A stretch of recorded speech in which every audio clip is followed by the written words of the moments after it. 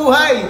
Then nagsampa kami sa iyo ng mahigit na 50 milyong counts ng cybercrime. Dahil sa lahat ng iyong mga ginawang kalokohan noong nakaraang eleksyon. Ang specific crime po na isinampa namin lamang sa kanya ay system interference. Yan po ay nasa ating Cybercrime Prevention Act. Ano po ba ang ibig sabihin ng system interference? Kapag gumamit ka ng software na hindi authorized, kapag gumamit ka ng equipment na hindi authorized, at kapag minanipulate mo yung mga data na hindi authorized. Ano ba yung mga ginawa ni Chairman George at kanyang mga kakampi sa COMELEC noong nag-interfere sila ng ating computer systems nung eleksyon? Number one, ang authorized po ng batas na gamitin sa ating automated counting machine ay yung na-audit. Ang na-audit po yung version 3.4. Ano ang ginamit niya? Version 3.5.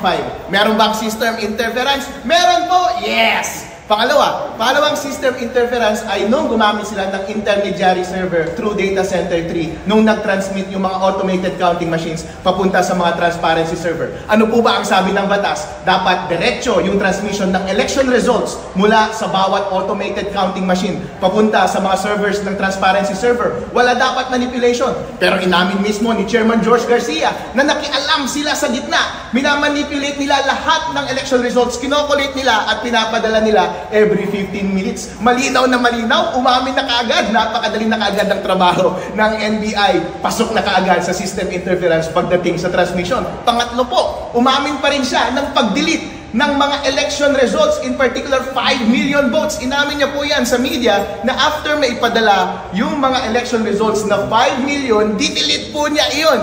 Pag-amin po ba iyon ng system interference? Opo. Bakit po mahigit 50 million counts ng system interference ang isinampa namin kay Chairman George Garcia laban sa kanya at kasama ng kanyang mga kakampi? Dahil po, sa paggamit ng software, kada shoot mo ng balota ay isang pag-operate po yun ng software. Kaya kapag gumamit ka ng maling software, kada basa ng isang balota, isang instance po yun ng system interference. Ilan po ba ang nakast na balota sa ating bansa nung nakaraang eleksyon? Mahigit na 50 million votes. Kaya Chairman George Garcia, 50 million counts of system interference ang inyong ginawa. Ganon din po sa transmission. Ilan po ba ang ating makina nung nakaraang eleksyon? Mahigit 100,000 automated counting machines. And kada transmission from the machine papunta sa mga server ay isang instance ng transmission. At kapag pinakialaman nila ang kada instance ng transmission, isang instance po yan ng system interference. At ganoon din po yung pag-delete nila ng 5 million votes. System interference po yan. Kapag titignan po natin ang Cybercrime Prevention Act,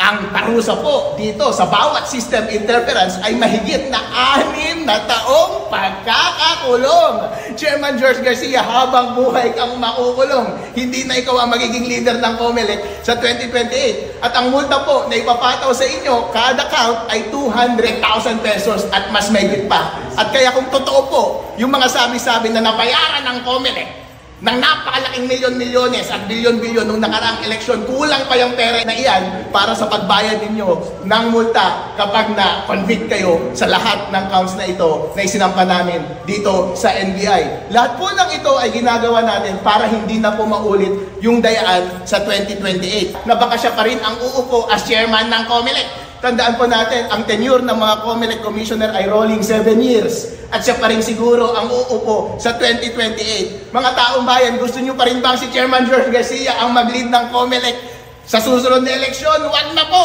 Gusto nyo pa rin po ba ng dayaan? Wag na po! Kaya po namin isinasampa itong kaso na ito para makulong na po siya at hindi na po siya ang maging chairman ng COMELEC sa susunod na eleksyon. Tandaan po natin ang gravamen ng case ng system interference ay basta nag-interfere ka. Hindi na mahalaga na yung pag-interfere mo ay para magtanim ng gaya o hindi. Sa totoo lang po, napakadali ng trabaho ng NBI ngayon kasi inamin na lahat ni Chairman George na nag-interfere siya sa software at nag-interfere siya sa equipment sa pamamagitan ng mga intermediary server at pag-delete ng mga data. Kung meron mang dayang ginawa o hindi po yun ang mahalaga. Ang gravamen po ng krimen ay nag-interfere ka, nakialam ka na hindi naman dapat. And that simply merong dahilan para i-prosecute na kaagad criminally itong si Chairman George Garcia at ipakulong na siya habang buhay dahil mahigit na 50 million counts itong kaso na ito. Sa totoo lang po, napakadali ng trabaho ng NBI ngayon dahil lahat ng ebidensya po ay nasa media na inamin lahat ni Chairman George ang lahat ng interference na kanyang ginawa.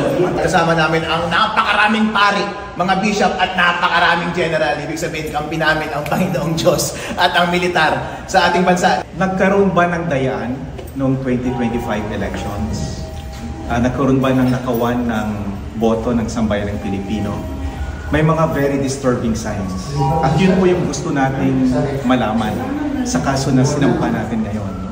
So, a group of bishops and retired generals and civil society leaders nagsampa po ng complaint dito sa NBI dahil gusto nating malaman ang katotohanan. May tatlong allegations po tayo essentially. Una, kasi yung certified and audited na software program na 3.40 na dapat i-install sa lahat ng automated counting machines in all precincts nationwide, pinalitan nila ng unaudited and uncertified program 3.50. Yun pong una. Pangalawa, nasa batas kasi required na lahat ng election returns galing sa ACMs, counting machines, sa lahat ng presinto nationwide, dapat directly na ipapadala yan sa COMELEC Central Server at sa 5 transparency servers tulad ng TPCRV, Media, NAMFREL at yung dominant political parties. Pero hindi ganyan ang nangyari.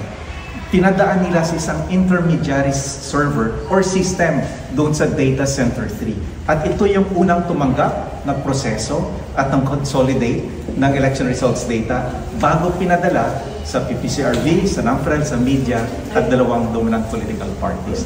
So, gusto nating malaman, nagkaroon ba ng alteration or manipulation o dayaan? So, that's why po, in-invite natin ang itong NBI na pwede bang imbestigahan ninyo para malaman natin ang katotohanan. So yun ang po, Chairman George Garcia, hindi po lahat ng Pilipino ay bulag at takot at natutulog. Mahaba po ang kamay ng hustisya. Kung may ginawa po kayong kalokohan, maabot at maabot din po kayo ng kamay ng batas at mapapaisalalim kayo sa batas at hustisya ng ating bansa. So yun ang po, ito po si former president ng financial executive ng Philippines, si Franklin Isaac, may gusto siyang explain sa inyo. Pagbigyan mo natin siya ng pagkataon. Maraming salamat, Alex. Harold. Kami po yung, sa unang-una po, ang PNP Trio po na form namin, si General Ellis at si Gas. Nag-umpisa po kami noon at nag-iimbestiga po kami. Ang naging problema po namin noon, hindi namin makuha yung mga data. Kaya nag-file kami ng case after case hanggang nag-mandamus. Hanggang sa mandamus 1 and mandamus 2, hindi po kami sinasagot ng COMELEC. Kaya po, nandito kami, tulong po nitong ating mga abogado, that we should now file dito sa NBI po para sila na mismo ang mag-imbestiga at makuha sana at ma-validate po yung prosesong binabanggit kanina, Alex, dito, that the process itself can really be audited by the NBI po. Yan po ang inaasahan namin dito.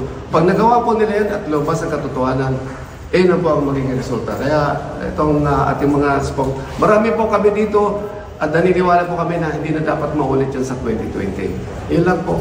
Are you also asking for a recount? Kasi kanina we are not asking for a recount. We are not asking for the nullification of the results of the 2025 elections. We just want to establish merong bang nagkaroong dayaan, manipulation, alteration of the electoral results. We just want to establish kung merong criminal culpability yung COMELEC. So that's why we're inviting NBI to make this investigation. In the hypothetical situation na yung inyong suspicion ay ma-confirm in the investigation, we're just speaking in conjectures here.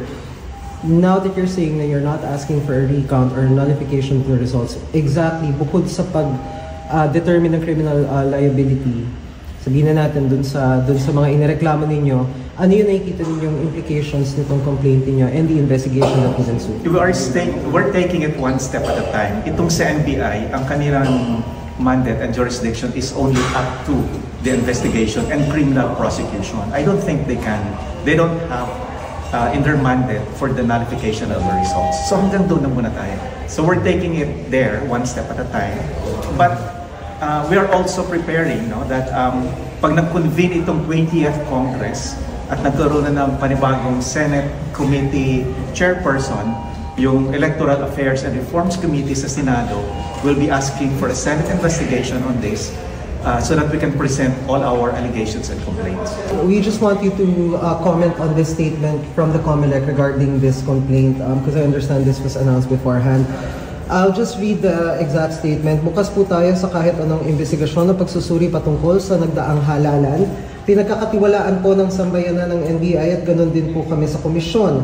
Lahat po ng mga binabanggit nila ay matagal at paulit-ulit na po naming nasagot at pinabulaanan. Masasabi po namin sa pangkalahatan ay naging maayos, matapat, bukas, tahimik at kapani-paniwala ang resulta ng halalan. Ito ay pinapatunayan mismo ng mga grupo na nagmasid at sumubaybay sa halalan tulad ng PPCRB, European Union, iba't ibang embahada, simbahan, paaralan at mga pampubliko at pribadong organisasyon ng bansa.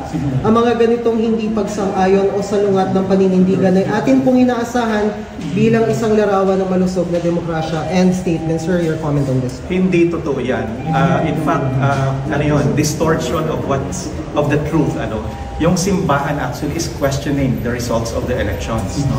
At maraming CBCP, maraming bishops who are actually questioning the results of the 2025 elections. The President of Caritas Philippines, the Vice President of Caritas Philippines, kasama natin sa complaint na ito. Dito sa NBI complaint na final natin ngayon. Pangalawa, yung sa EU, alam niyo po, there was already a report na nirelease ang EU. They are actually questioning the transparency and integrity of the results of the 2025 elections. So hindi po totoo na sinasabi niya na sinusuportahan na malinis at may integridad at credible yung naging resulta ng 2025 elections. Okay. Gusto ko lang sabihin, dagdag, kasi kanina doon tungkol sa Mandamus, may pending petition tayo sa Korte Suprema. Ito naman concerning doon sa legal compliance implementation of Section 31 of 9369. Kasi itong Section 31, RA 9369, sinasabi po doon, yung manner of counting sa precinct level dapat po ay manual. Manual po. Hindi po ini-implement ng COMELEC yan. So, ginawa ko natin, umakyat tayo sa Korte Suprema, pending po ang petition natin ngayon dyan, to implement Section 31 of 9369. Ibig sabihin po, manual counting sa lahat ng presinto po. Electronic ang transmission, no? Ang canvassing, pero manual counting sa precinct level. Ibig sabihin po, ang effect po nito, this is a hybrid election. Napaka-specific po, napaka-klaro po ng provision po na yon sa RA 9369, which is the amended law on automated election law system in the country. Are you open to the possibility na baka mag-recount ito kung sakali? I mean, now you're not asking for recount. We are not yet there. We are not yet there. We are not yet there, no? But anything is possible. We just want to establish the truth right now. We want an investigative government body to determine the truth, and in our case, this is the NBI, no, that can establish the truth for us. Gusto lang natin malaman, nagkaroon ba ng manipulasyon noong 2025 elections, no? So maraming salamat po.